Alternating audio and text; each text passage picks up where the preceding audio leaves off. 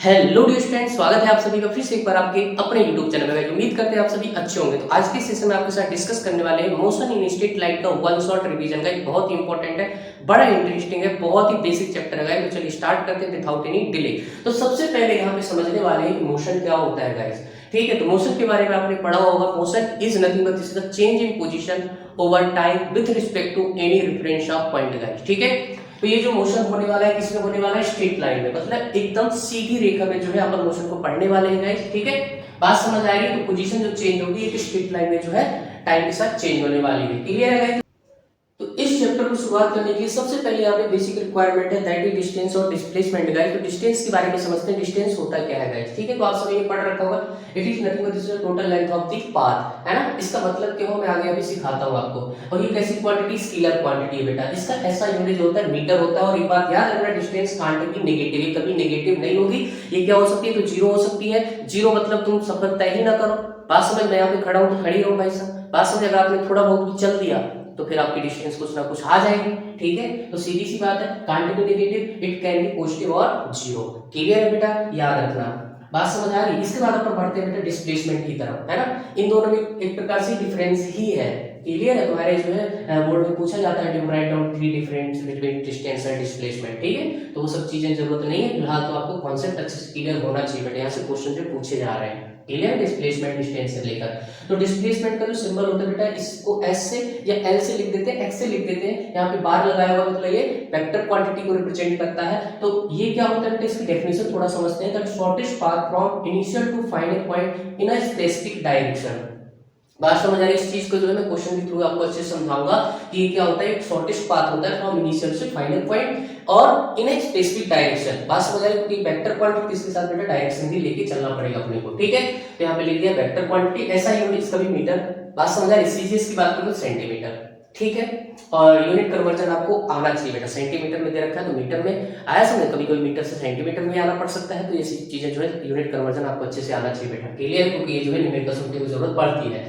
Okay, it can be positive, zero, negative, anything. बेटा ये vector है, कुछ भी हो सकती है। बात समझ आ रही है ना। और एक नोट पॉइंट हमने लिखा है कि जो डिस्प्लेसमेंट का मैग्नीट्यूड होता है ना बेटा, समझना इधर। डिस्प्लेसमेंट का जो मैग्नीट्यूड होता है वो हमेशा लेस देन इक्वल टू क्या होता है? डिस्टेंस होता है। बात समझ आ रही है? मतलब डिस्प्लेसमेंट का मैग्नीट्यूड कभी भी डिस्टेंस से ज्यादा नहीं हो सकता। हाँ, इक्वल हो सकता है और लेस हो सकता है बेटा। बात समझ आ रही? ग्रेटर कभी नहीं होगा, याद रखना बेटा।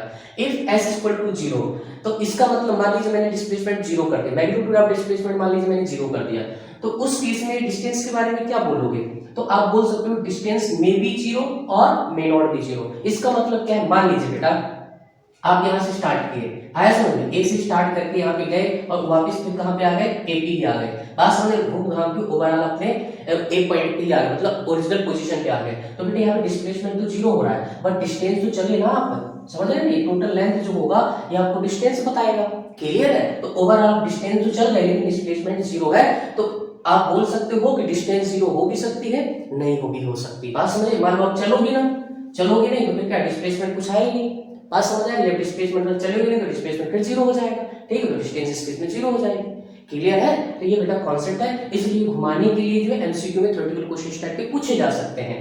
दूसरा पॉइंट है कि मान लीजिए डिस्टेंस जीरो हो जाए। बेटा डिस्टेंस जीरो होना मतलब तुम चले ही नहीं, जहां पे खड़े हो, जहां पे बैठे हो वहीं पे रह गए। तो बात समझ आ रही है? अगर थोड़ा बहुत चल दिए, आया सब पोजीशन चेंज कर दिए, ठीक है, तो आपका डिस्टेंस कुछ तो कुछ आएगा बेटा।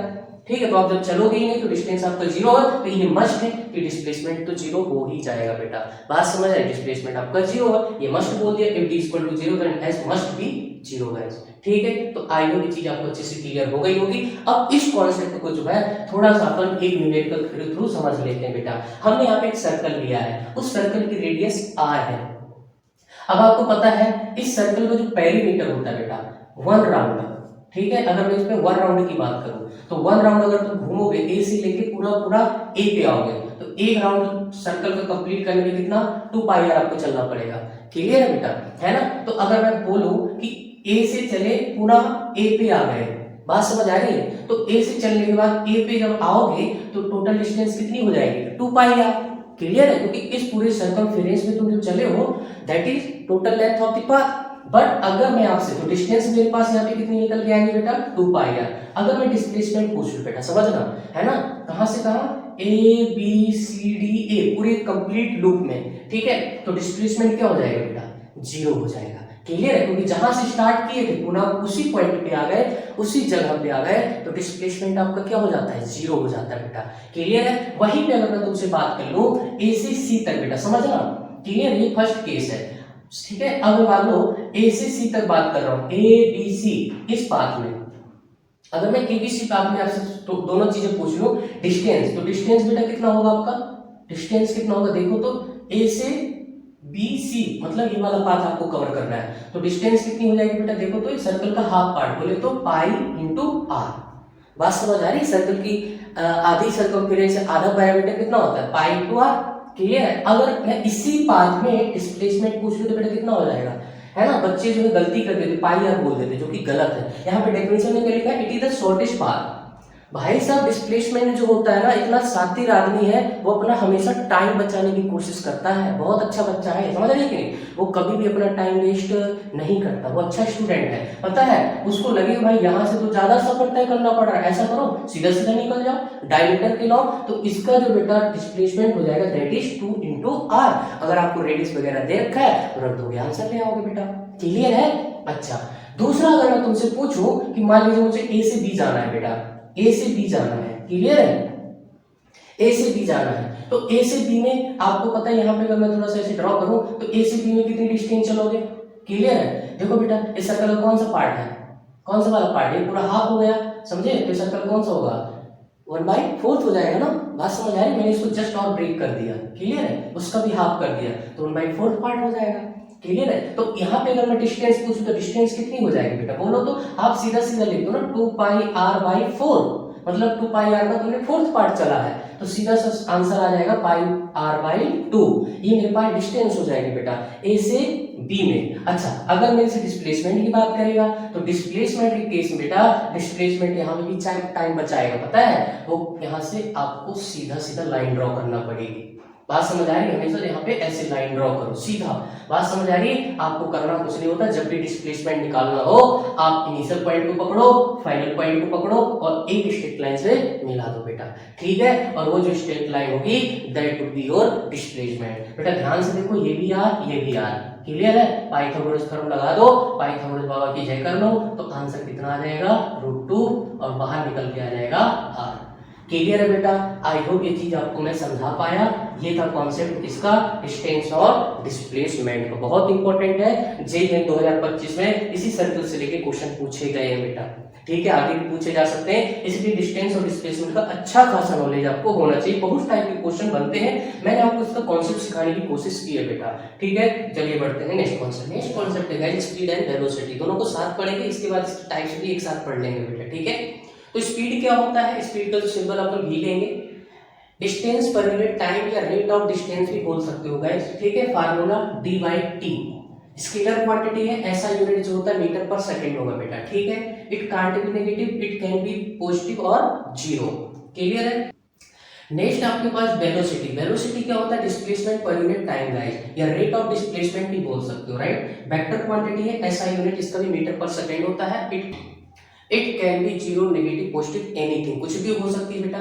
डायमेंशन इसका L/-1, इसका भी क्या होगा, स्पीड और वेलोसिटी का डायमेंशन सेम रहता है, क्लियर है। Formula S vector divided bye T.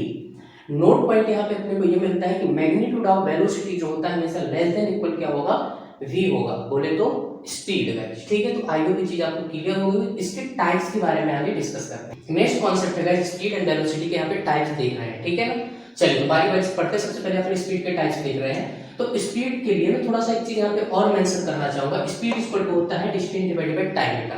ध्यान से देखो, स्पीड स्लो भी हो सकती है, फास्ट भी हो सकती है। तुम बोलते हो ना उसकी स्पीड बहुत स्लो थी, उसकी स्पीड बहुत फास्ट थी, है ना। तो ये होता कैसे, थोड़ा कॉन्सेप्चुअल मैथमेटिकल यहाँ से बेटा समझते हैं। एक्चुअली होता कैसे, मान लीजिए कोई बंदा फास्ट चल रहा है, फास्ट चल रहा है मतलब वो ज्यादा डिस्टेंस चल रहा है कम टाइम में। बात समझ आ रही, फास्ट कहने का मतलब जो तुम बोल रहे हो उसका मतलब ये है कि टाइम कम लग रहा है, डिस्टेंस ज्यादा चल रहा है। बात समझ आ रही, इसलिए उसकी स्पीड क्या है, फास्ट है। बात समझ आ रही, अगर वहीं पे उसका उल्टा बोलूं मैं कि आदमी जो है, बंदा जो है स्लो चल रहा है, स्लो चलने का मतलब ये है डिस्टेंस कम चल रहा है, टाइम ज्यादा ले रहा है। बात समझ आ रही है? तो इसलिए वो बंदा को आप बोलते हो स्लो चल रहा है। बात समझ आ रही है? मैथमेटिकल फीलिंग भी आपको आनी चाहिए बेटा। बात करते हैं इसकी टाइप की। पहला टाइप है यूनिफॉर्म स्पीड। यूनिफॉर्म स्पीड का मतलब होता है equal distance in equal interval of time. बात समझ आ रही है? जैसे मान लीजिए 1 सेकंड में आप 2 मीटर चल रहे हो, तो अगले फिर से 1 सेकंड में कितना चलोगे? 2 मीटर चलोगे। बात समझ आ रही है? तो ये कहानी जो है कंटिन्यू चलती रहेगी बेटा। नेक्स्ट अगर बात करें नॉन यूनिफॉर्म स्पीड की, तो नॉन यूनिफॉर्म का मतलब होता है unequal distance in equal interval of time. Clear है? ये उतने ज्यादा इंपॉर्टेंट नहीं है, लेकिन फिर भी आपको समझ ये बात आना चाहिए। नेक्स्ट है आपके पास average speed. Symbol is VAV। बहुत इंपॉर्टेंट, यहाँ से क्वेश्चन गाइस पूछे जा रहे हैं। वी एवरेज बोले तो total distance divided by total time. इसको शॉर्ट में लिखते हैं TD डिवाइडेड बाय TT। आया समझ में? इसका जो है कॉन्सेप्ट अभी अपन अलग से लेंगे, क्वेश्चन के थ्रू इसको समझेंगे बेटा, ठीक है। नेक्स्ट है मेरे पास इंस्टेंटेनियस स्पीड गाइस, VINS। इसका सिंबल होता है, this is nothing but this is the dx by dt equal to tan theta. tan theta क्या है आपके पास? स्लोप है किसका? xt ग्राफ का बेटा। समझ रहे ना? डिस्टेंस वर्सेस टाइम ग्राफ का क्या है? ये स्लोप होता है आपका VINS, ठीक है। चलिए आगे बढ़ते हैं कि ग्राफ वाले क्वेश्चन जब आएंगे तो आप एकदम डिटेल में सारी चीजें यहाँ पर डिस्कस करेंगे बेटा, इसलिए पहले से आपको पढ़ा के जा रहा है इसको, ठीक है। नेक्स्ट है आपके पास यूनिफॉर्म वेलोसिटी गाइस, ठीक है। सिमिलर है, जस्ट आपको डिस्टेंस को डिस्प्लेसमेंट से रिप्लेस करना है, equal displacement in equal interval of time. Non uniform velocity unequal displacement equal interval of time, ठीक है। नेक्स्ट है आपके पास एवरेज वेलोसिटी। ये भी बहुत इंपॉर्टेंट है बेटा, याद रखना, ठीक है। तो एवरेज वेलोसिटी क्या होती है? Delta S vector divided by delta T equal to, यहाँ पे क्या लिखोगे? S2 minus S1 divided by T2 minus T1। बात समझ आ रही है? डेल्टा S क्या है? डिस्प्लेसमेंट वेक्टर है, ये पोजीशन वेक्टर का डिफरेंस होता है। इसको भी अपन न्यूमेरिकल के थ्रू भी समझते हैं बेटा, ठीक है। इसके बाद है इंस्टेंटेनियस वेलोसिटी, VINS। ये क्या होता है? V vector INS equal to DS divided by dt equal to tan theta. This is nothing but this is the slope of position versus time graph, ठीक है। आया समझ? तो आई होप ये चीज आपको अच्छे से क्लियर हुई होगी। ओके गाइस, तो चलिए यहाँ पे समझ लेते हैं एवरेज स्पीड और एवरेज वेलोसिटी के कॉन्सेप्ट को एक क्वेश्चन के थ्रू बेटा, ठीक है। मान लीजिए आप कहाँ से स्टार्ट कर रहे हो? A से स्टार्ट करके आप B पे जा रहे हो। आया समझ? मतलब टोटल डिस्टेंस आपको कितनी चलनी है? x चलनी है। बात समझ आ रही है? मतलब A से C तक आप कितना चल रहे हो? x/3। फिर C से B तक आप कितना चल रहे हो? 2x/3। आया समझ में? जब A से C चलते हो तो आपकी स्पीड कितनी है? v है। जब आप C से B चलते हो तो आपकी स्पीड कितनी हो जाती है? 2v हो जाती है। ऑब्वियसली बात है, कुछ टाइम भी लगेगा। मान लो A से C तक जाने में आपको टाइम कितना लगा? T1। समझ रहे हैं ना? C से B तक जाने में आपको टाइम कितना लगा होगा? T2 लगा होगा, ठीक है। अब आपसे पूछ रहा है कि फाइंड V एवरेज, ठीक है। इस पूरी जर्नी की मेरे को V एवरेज बता दो बेटा। सिंपल सा क्वेश्चन, मेरे पास फार्मूला क्या होता है? V average equal to total distance divided by total time, ठीक है। मैंने आपको शॉर्ट फॉर्म बताया बेटा, ठीक है। तो टोटल डिस्टेंस कितनी है? A से B तक, समझ रहे हैं ना? A से B तक तो कितना? x/3 प्लस 2x/3, तो कितना आएगा? x। टोटल डिस्टेंस मेरे पास x आएगा। टोटल टाइम कितना लगेगा बेटा? T1 plus T2। बट यहाँ पे मुझे T1 T2 की वैल्यू तो मालूम नहीं है ना? मुझे क्या मालूम? V और 2v। समझ रहे ना? मतलब मुझे स्पीड दी है, कहाँ से कहाँ? A से C तक और C से B तक। तो ऐसा करता हूँ मैं फार्मूला यूज करूंगा कौन सा वाला? Speed equal to distance divided by time, ठीक है। तो यहाँ पे मेरे पास V1 बोले तो V दे रखा है और डिस्टेंस कितनी है? x/3 और यहाँ पे आ जाएगा T1। स्पीड इक्वल टू अभी जस्ट पढ़ के आया, क्या होता है? Distance divided by time. बात समझ आ रही है? मतलब A से C तक मेरी स्पीड क्या है? कांस्टेंट है। बात समझ आ रही है? यूनिफॉर्म है। तो उस केस में मैं क्या लिख सकता हूँ? Speed equal to distance divided by time. 3 बेटा नीचे आ जाएगा, तो T1 की वैल्यू यहाँ से आ जाएगी मेरे पास x divided by 3v। Clear है? सिमिलर आप यहाँ से T2 की वैल्यू निकालोगे इसी फार्मूले को यूज करके, तो मेरे पास बेटा यहाँ से कितना आ जाएगा? 2x divided by 3 multiplied 2v, ठीक है। 2 ने 2 को मार दिया तो यहाँ से आंसर कितना आ जाएगा? x divided by 3v। आया समझ? मेरे पास T1 T2 की वैल्यू आ गई, जस्ट आपको यहाँ पे पुट कर देना है, तो V एवरेज तुम्हारे सामने आ जाएगा x, समझे। और T1 की वैल्यू बेटा कितना है? देखो तो यहाँ पे x डिवाइडेड बाय 3v और प्लस यहाँ पे x divided by 3v। x को कॉमन लेके उड़ा दो भाई साहब, x को कॉमन लेके उड़ा दो, गया, ठीक है। तो मेरे पास V एवरेज कितना आ जाएगा? देखो 3v कॉमन आ रहा है, अरे आ रहा है कि नहीं आ रहा है? ऊपर बच जाएगा तो सीधे सीधे क्या हो जाएगा? 3v और डिवाइडेड बाय नीचे क्या बचेगा? 2 बचेगा बेटा। बात समझ आ रही है? मेरे पास आंसर कितना आ जाएगा? 3v divided by 2 is the correct answer. I hope ये चीज आपको अच्छे से क्लियर हो गई होगी बेटा। तो बात करें एवरेज वेलोसिटी की, तो यहाँ पे क्या दो लोकेशन दे रखी है पार्टिकल की, है ना। अगर मैं इसका पोजीशन वेक्टर लिखूं, ध्यान से देखो बेटा, इस पार्टिकल का पोजीशन वेक्टर ये मैं S1 इसको लिख सकता हूँ। S1 वेक्टर इक्वल टू क्या आएगा? 2i कैप प्लस का 3j कैप। बाकी सन्नाटा है, z कैप तो है ही नहीं है, ठीक है। ऐसे आप S2 वेक्टर लिख सकते हो, तो यहाँ पे क्या आएगा? 3i कैप प्लस का j कैप, बाकी z कैप 0 हो जाएगा। तो मुझे क्या निकालना है? Delta s vector. Delta x vector S2 minus S1 करोगे तो समझ रहे हैं ना? तो 3i माइनस 2i करोगे तो कितना आएगा? i आएगा, क्लियर है। अच्छा, प्लस का जे माइनस का 3, क्योंकि डिफरेंस करोगे तो बेटा ये माइनस हो जाएगा, ये माइनस हो जाएगा, ठीक है, ये दोनों प्लस रहेंगे। तो प्लस का जे माइनस का 3 क्या आ जाएगा, माइनस का 2 जे। तो मेरे पास डेल्टा एस वेक्टर आ गया, ठीक है। डेल्टा टी कैसे निकालोगे, डेल्टा टी आपका क्या है 0 और यहाँ पे 2, तो 2 माइनस 0 तो आपके पास 2 सेकेंड आ जाएगा, ठीक है। तो यहाँ पे एवरेज वेलोसिटी जो तुम्हारे पास निकल के आ जाएगी that is I cap minus 2 J cap और डिवाइडेड बाई 2, है ना। इसका मैग्नीट्यूड चाहिए तो डंडे लगा देना बेटा, आया समझ, तो आप आराम से मैग्नीट्यूड निकाल लोगे बेटा। तो आई होप ये चीज आपको अच्छे से क्लियर हो गई होगी। ये था आपके पास कॉन्सेप्ट एवरेज स्पीड और एवरेज वेलोसिटी का। बात समझ आ रही है। अगर मेरे से मैग्नीट्यूड पूछेगा तो मैग्नीट्यूड आपको निकालना आता है। मैग्नीट्यूड कैसे निकालोगे, जस्ट यहाँ पे डंडे लगा दो, आया समझ। 1/2 को कांस्टेंट बाहर ले लो तो अंदर क्या हो जाएगा, 1 का स्क्वायर 1, 2 का स्क्वायर कितना 4, ठीक है। तो square root 5 divided by 2 metre per second जो है इसका आंसर गाइस हो जाएगा। नेक्स्ट कांसेप्ट है गाइस एक्सीलरेशन, क्लियर है। तो यहाँ पे एक्सीलरेशन क्या होता है, rate of change in velocity guys, ठीक है। Formula is a vector equal to v vector minus u vector divided by t। v जो आपके पास फाइनल वेलोसिटी, u आपके पास इनिशियल वेलोसिटी, t आपके पास टाइम है। यहाँ पे कुछ कंडीशन दे रखा है, यदि final velocity is greater than initial velocity, clear. मतलब ऐसा समझ सकते हो कि वेलोसिटी क्या हो रही है, बढ़ रही है, इंक्रीज हो रही है। जब इंक्रीज होती है तो आपके पास एक्सीलरेशन पॉजिटिव आता है, उस केस में आप इसको क्या बोलते हो, एक्सीलरेशन।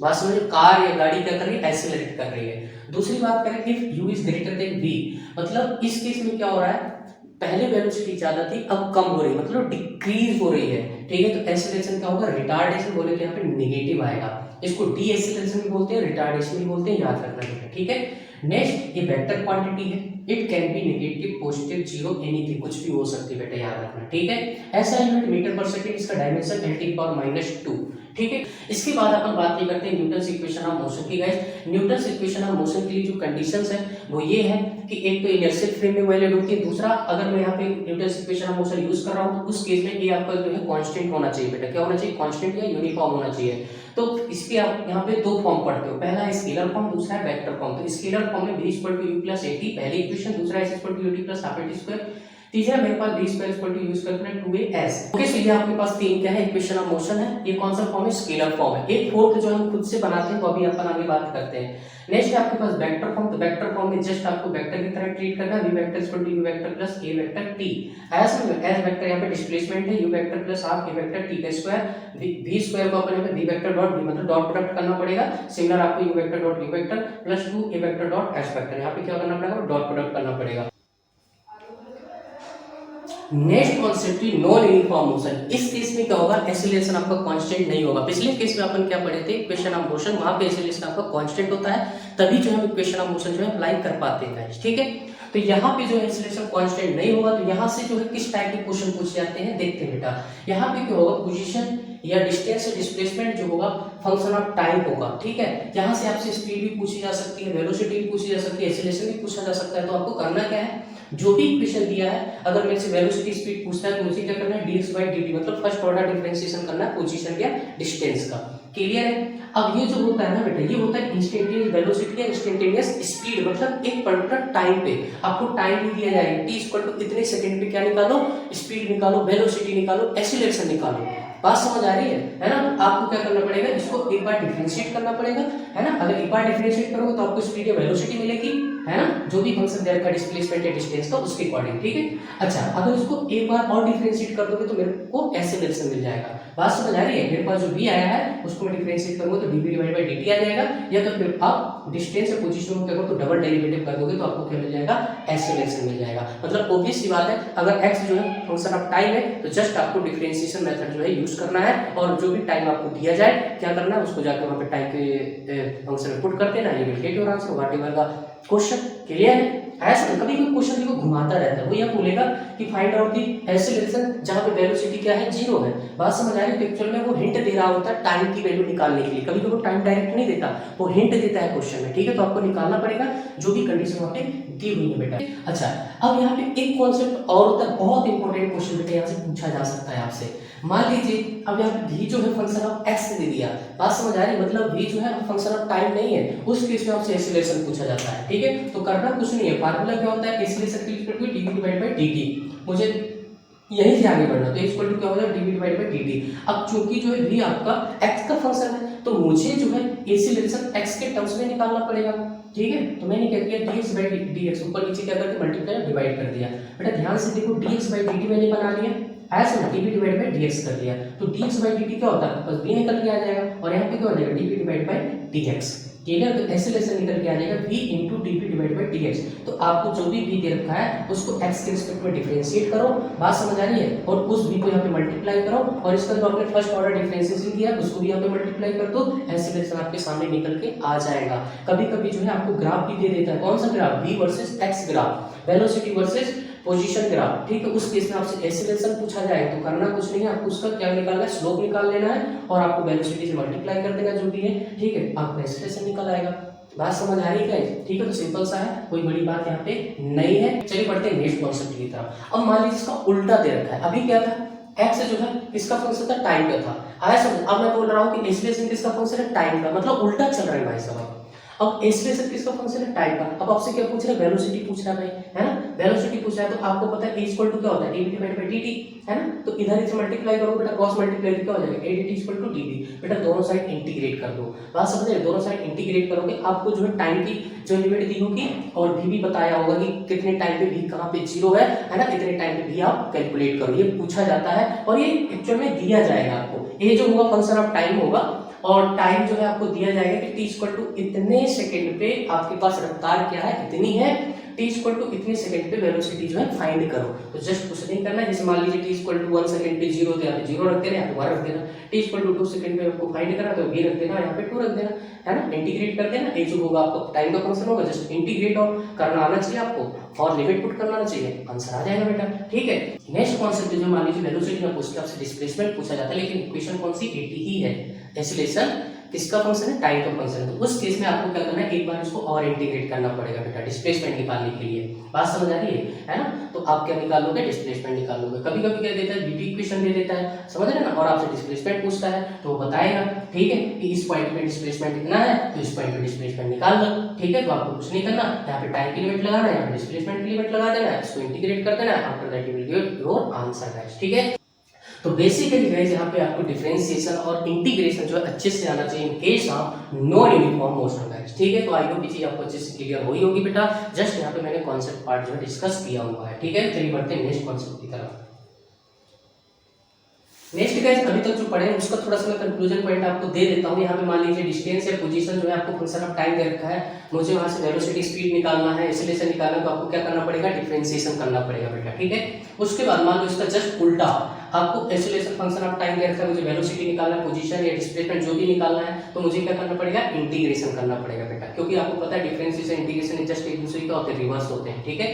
तो ये चीज जो है आपको माइंड में रखना है बेटा। वहीं पे अगर ग्राफिकल बात करें तो मान लो आपको यहाँ पे xt ग्राफ दे रखा है, मैंने क्या लिखा, स्लोप ऑफ xt ग्राफ, बात समझ आ रही है, पोजीशन वर्सेस टाइम ग्राफ या डिस्टेंस वर्सेस टाइम ग्राफ, तो आपको क्या देगा, ये तो स्पीड या तो वेलोसिटी, आया समझ, v equal to dx bye dt, कभी कभी थीटा दे देता है, आया समझ, आपसे वेलोसिटी स्पीड का रेशियो पूछ लेता है, तो dx bye dt nothing but इसका tan थीटा बोले तो स्लोप, क्लियर। नेक्स्ट आपको मान लो स्लोप ऑफ vt ग्राफ, आया समझ, कौन सा ग्राफ दे रखा है, वेलोसिटी वर्सेस टाइम या स्पीड वर्सेस टाइम ग्राफ दे रखा है, तो स्लोप ऑफ vt ग्राफ आपको क्या देगा, एक्सीलरेशन, तो a इक्वल टू क्या हो जाएगा, dv by dt equal to tan theta, clear. तो जस्ट आपको vt ग्राफ से क्या निकालना है, स्लोप निकालना, वही आपका क्या हो जाएगा, एक्सीलरेशन हो जाएगा। अगर स्लोप आपका पॉजिटिव है तो एक्सीलरेशन क्या होगा, एक्सीलरेशन बोले तो एक्सीलरेशन होगा, अगर आपका स्लोप नेगेटिव आ रहा है तो उसका मतलब एक्सीलरेशन बोले तो रिटार्डेशन होगा, बात समझ आ रही है, चीज आपको स्टार्टिंग में ही पढ़ाए हैं। एरिया अंडर vt ग्राफ, बात समझ आ रही है, यहाँ पे एरिया अंडर vt ग्राफ, तो आपको ये तो डिस्टेंस मिलेगा तो डिस्प्लेसमेंट मिलेगा, देखना पड़ेगा आपको वेलोसिटी वर्सेस टाइम ग्राफ है या स्पीड वर्सेस टाइम ग्राफ है, ठीक है। तो यहाँ पे इसको ऐसे लिख सकते हैं शॉर्ट फॉर्म में, s equal to vt integration of v dt, clear है। तो integration v dt nothing but this is the area under vt graph, clear है। नेक्स्ट मेरे पास area under at graph, acceleration versus time graph दे रखा है, तो मुझे स्पीड या तो वेलोसिटी मिलेगी बेटा, ठीक है। इसको मैं लिख सकता हूं v equal to integration a dt। I hope कि गाइस इसकी आपको अच्छे समझ आई होगी बेटा, ठीक है। तो चलिए बढ़ते हैं नेक्स्ट कॉन्सेप्ट की तरफ। लास्ट में गाइस आपको मैं यहाँ पे x versus time graph, v versus time graph में कुछ क्वेश्चन आपको यहाँ पे देके जा रहा हूँ बेटा, हिंट मैं आपको दे देता हूँ, कॉन्सेप्ट मैं आपको समझा दूँ, बाकी क्वेश्चन तुम कर लेना, ठीक है। समझ रहे हैं कि जब मैंने आपको बताया है कि जब x वर्सेस टाइम ग्राफ दे रखा हो और स्पीड और वेलोसिटी की बात करें तो उसमें से आपको क्या करना है, उसका स्लोप निकाल लेना बेटा। सिमिलर आपको अगर v वर्सेस टाइम ग्राफ दे रखा है, एक्सीलरेशन का बात कर रहा है तो क्या करोगे, वहां पे स्लोप निकाल लोगे, किसका, vt ग्राफ, ठीक है। तो सिंपल सा है, यहाँ पे आपसे क्या पूछा रहा है, a और ab के बीच रिलेशन, और यहाँ पे a वर्ग डिवाइडेड बाय ab का रेशियो निकाल रहा है, ठीक है। तो अब यहाँ पे स्लोप देखना है बेटा, तो स्लोप xt में किसका ज्यादा है, देखो तो b का कि a का, दो पार्टिकल दे रखे हैं, आपसे पूछ रहा है कि किसकी रफ्तार ज्यादा होगी, ठीक है। तो स्लोप आपको देखना है बेटा, थीटा के साथ देख सकते हो थीटा 1 और ये क्या हो जाएगा आपका थीटा 2, ठीक। कौन सा एंगल ज्यादा है, कौन सा एंगल ज्यादा है, theta 2 is greater than theta 1, आया समझ में। तो ऑब्वियस सी बात है, बोल सकते हो vb is greater than va आ जाएगा। सिमिलर आप इसके लिए भी देख सकते हो बेटा। और हाँ, एक चीज और देखना, आपको x वर्सेस टाइम ग्राफ दे रखा है कि t वर्सेस x ग्राफ दे रखा है। अगर यहाँ पे t वर्सेस x ग्राफ होता ना, तो यहाँ पे थीटा 1 ग्रेटर देन कहाँ होता ना, थीटा 2 हो जाता। क्यों, क्योंकि अब मुझे एंगल यहाँ से मेजर करना होता। याद रखना, हमेशा एंगल कहाँ से मेजर करोगे, टाइम एक्सिस से बेटा, ठीक है। जिधर टाइम होगा उधर से ही मेजर करना है, ठीक है। दूसरी बात आप ऐसे समझ सकते हो स्लोप को कि इधर कोई बैठ जाएगा आदमी, दंड से नीचे आ जाएगा, है ना, दंड से नीचे आ जाएगा। लेकिन ये कॉन्सेप्ट हम 100% वर्क नहीं करेगा, समझ रहे हैं ना, क्योंकि अगर उसने एक्सिस चेंज कर दी तो उस केस में जो है तुम दिक्कत कर जाओगे, क्वेश्चन गलत कर सकते हो, क्योंकि तुम सीधे देखोगे, है ना, समझ रहे हो, कौन सा ज्यादा उठा हुआ है और आंसर लगा के चले जाओगे, गलत हो जाएगा बेटा, ठीक है। तो आपको टाइम एक्सिस पकड़ना है, उसी के अकॉर्डिंग आंसर देना है बेटा। क्लियर है, कभी कभी आपको एंगल दे देता है, ठीक है, और यहाँ से पूछ रहा है बताइए VA डिवाइड बाय VB, ठीक है। तो सिंपल सा है, कुछ नहीं करना है, मैंने आपको बताया है कि V इक्वल टू क्या होता है, dx bye dt equal to क्या हो जाएगा, tan थीटा। सिमिलर यहाँ पे A इक्वल टू क्या हो जाएगा, dv by dt equal to tan theta, ठीक है। तो यहाँ पे आप क्या कर दोगे, tan 30 डिग्री, ठीक है, और यहाँ पे क्या हो जाएगा tan 60 डिग्री बेटा, ठीक है। tan 30 की वैल्यू रख देना, tan 60 की वैल्यू रख दोगे तो आंसर क्या आ जाएगा 1/3। सिमिलर जो है आपको यहाँ पे ये प्रोसीजर को फॉलो करना है, ठीक है। सो ये will give your answer. Okay guys, तो आई होप ये चीज आपको अच्छे से क्लियर हो गई होगी। तो चलिए मिलते हैं फिर आपको नेक्स्ट लेक्चर में, तब तक के लिए thank you, good luck to all. Video अच्छा लगे तो लाइक कर देना, चैनल को सब्सक्राइब जरूर कर देना गाइस, ठीक है, ताकि सारे वीडियो आप तक पहुंच सके। Okay bye bye.